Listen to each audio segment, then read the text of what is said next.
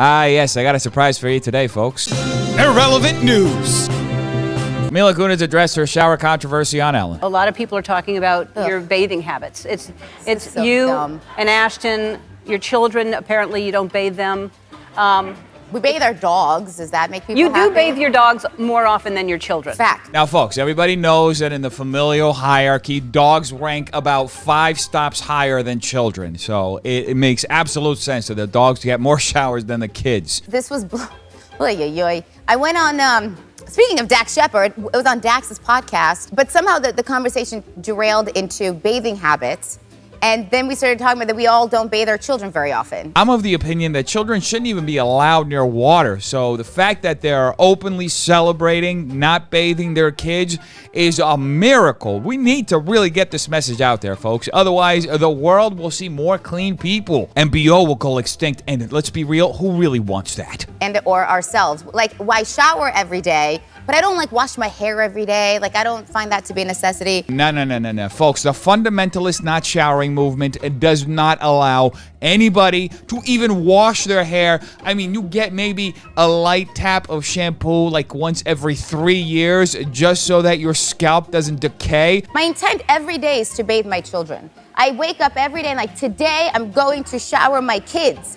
And then bedtime happens and I forgot to feed them and it's just there's just some, anyways. I am so glad that Mila went on Ellen with the sole goal of making this whole situation much, much worse than it was initially. But apparently The Rock showers, so congratulations, The Rock, you shower. Folks, The Rock doesn't merely just shower, okay? We should call that type of behavior for what it is. The Rock admittedly said he takes 3 showers a day, which is just absolutely insane and should not be attempted by any person who is not a professional. Jake Gyllenhaal doesn't. Jake Gyllenhaal doesn't shower. Yeah, there's all these celebrities that are just jumping on board if they shower, if they don't. Shower, Ellen. Right. I am so incredibly disappointed that Mila just turned her back on the non-showering movement. It is incredible just how easy it is to break these folks. You know, you think you have somebody on your side, then all of a sudden The Rock says he showers and everybody's out showering. But it's mainly about the kids don't really shower. The kids, there's a body of water that they touch just about every day. Almost every other day.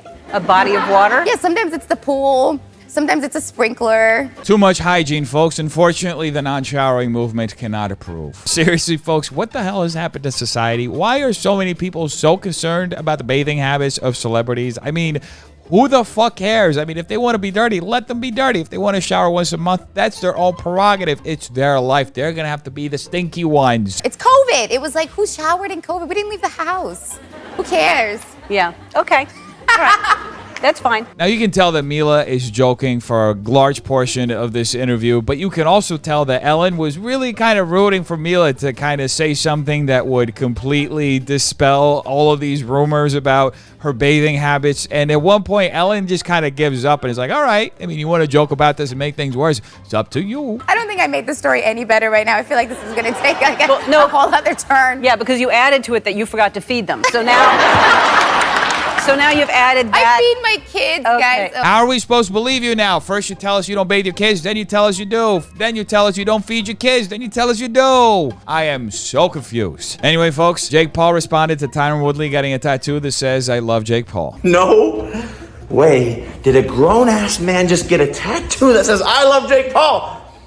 This is my official response to Tyron Woodley getting the tattoo. Oh, I am so excited at the edge of my seat. Can I grab those cheeks now, puppy? Can we all just go back to wanting to see him get knocked out? And in other news, Blair White exposed Trisha Paytas. I was never best friends with Trisha Paytas. We did 2 things together. I did her podcast, she did a video on my channel. Even though we weren't best friends, we were very friendly. It breaks my heart, folks, that they were once friends and are now exposing each other. Why does the internet have to take another friendship as casualty? Basically, I really, really liked Trisha, and I thought she really, really liked me. I mean, shit, she was asking me to be on her OnlyFans. I forget how long ago it was, but I remember being at a bar, and I was having like a great night, and then all of a sudden I get this text from someone saying, Trisha's bashing you on TikTok. The tragedy, folks. Why is the internet like this? Why can't people just be allowed to live? This is why I'm not friends with influencers, because it's like they're friends with you and they're friendly until they can benefit from you. Like, she brought me on her podcast because she was in all this turmoil for her transgender controversy, coming out as trans. And then she basically got what she wanted out of me. Wait, is Blair White actually implying that people in LA will use other people so that they can get whatever the hell they have to get out of that person and get ahead? That is news to me. It's not like the literal motto of the city is something like, come on, move over here. We'll take everything you got and maybe a little bit more, and hopefully you don't end up homeless. Seriously. We got a big problem over here. She wanted a trans person on her podcast to make it seem like she wasn't in the wrong for her whole trans controversy. Then as soon as I wasn't of use to her, she's bashing me on her TikTok. And now Blair has turned the tables and is now bashing Trisha on her channel. However, Trisha has retired from drama, so we will not be getting 5,000 tweets, 897 TikToks, and 37 videos responding. And the global data storage servers are extremely grateful. And in other news, Jeffree Star made a huge announcement recently. Brand new video will be up this Friday. Shane Dawson and I react to finding our makeup collab in Nordstrom Rack. We went on the hunt with cameras, and I answer all of your questions. And thus, the cancellation cycle comes to an end. Jeffree Star has been back to YouTube for a while. Shane Dawson makes his return to YouTube, proving once again that you are only canceled if you cancel yourself. Anyway, folks, there's been a lot of talk about the $9 million home owned by the Ace family getting auctioned off because they allegedly can no longer afford their mortgage. And Austin recently hit back saying that these are just nasty rumors created by haters. So I actually decided to go to the auction yesterday and see for myself what these haters are up to. A very special report brought to you very live from the scene.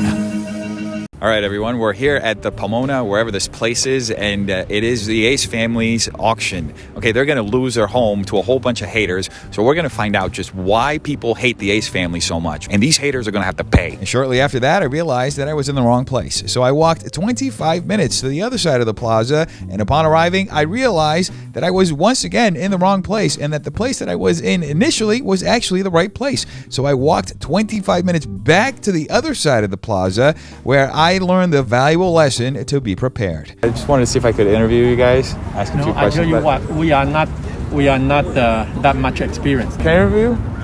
No? Oh, okay. All right. Well, thank you so much. The one with the blonde hair? Yeah. They are professional. Oh, yeah. the one with the blonde hair said she didn't want to talk to me. So because that's a big company. Could I interview you guys? Right now it's kind of busy. I'm sorry. Oh, it's okay. Thank you so much. I appreciate it. The little Joe.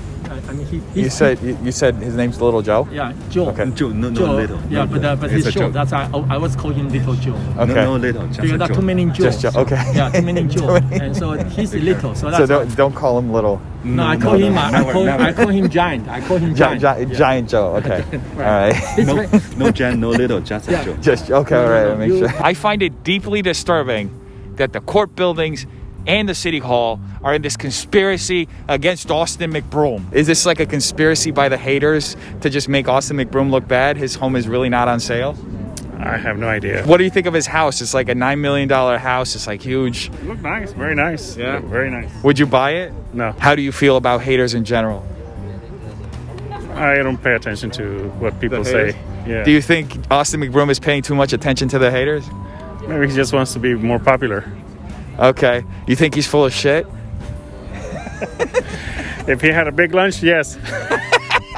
And that concludes our segment to find out just why the haters hate Austin McBroom so much to the point that they made up these nasty rumors and went out of their way to put together a fake auction just to make Austin look bad, okay?